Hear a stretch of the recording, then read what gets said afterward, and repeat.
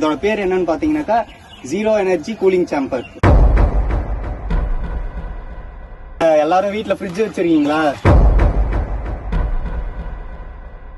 Fridge எல்லாமே use பண்றது காஸ்ட்லியா இருக்கும், வாங்குறதும் இன்வெஸ்ட்மெண்ட்டும் அதிகம், அதே நேரத்துல கரண்ட் பில்லும் அதிகமா வரும்.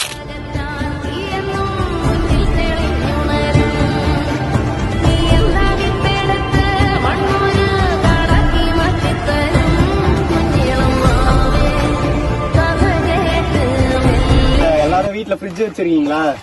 ஃப்ரிட்ஜ் எல்லாமே யூஸ் பண்றது காஸ்ட்லியா இருக்கும், வாங்குறதும் இன்வெஸ்ட்மெண்ட்டும் அதிகம், அதே நேரத்துல கரண்ட் பில்லும் அதிகமா வரும். நம்ம வந்து கம்மி ரேட்ல எப்படி கொஞ்சம் கூலிங்கா வச்சுக்கலாம்.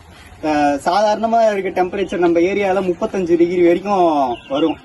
அதுல இருந்து ஒரு 10ல இருந்து 15 டிகிரி வந்து கம்மியா வச்சுக்கலாம். இதுல வந்து டெம்பரேச்சர் இதோட பேர் என்னன்னு பாத்தீங்கன்னாக்கா ஜீரோ எனர்ஜி கூலிங் சேம்பர். சரிங்களா? அதாவது நார்மலா இருக்க டெம்பரேச்சரை விட 10ல இருந்து 15 மடங்கு வந்து டெம்பரேச்சர் வந்து கம்மியா இருக்கும்.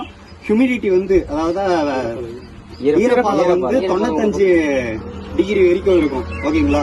இதுல வந்து இந்த மாதிரி சுத்தி செங்கல் வச்சு கட்டிட்டு இங்க வந்து நடுவுல வந்து மண் போட்டிருக்கோம். சரிங்களா?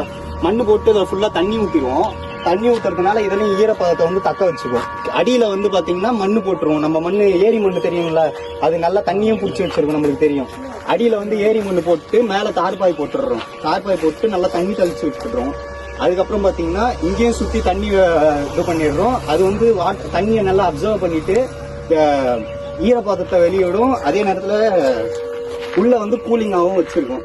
மேல வந்து கவர் பண்றதுக்காக இந்த மாதிரி திரும்ப ஒரு கோணிப்பை எடுத்து நனைச்சு ஈரமா அப்படியே மேல போட்டுடுறோம்.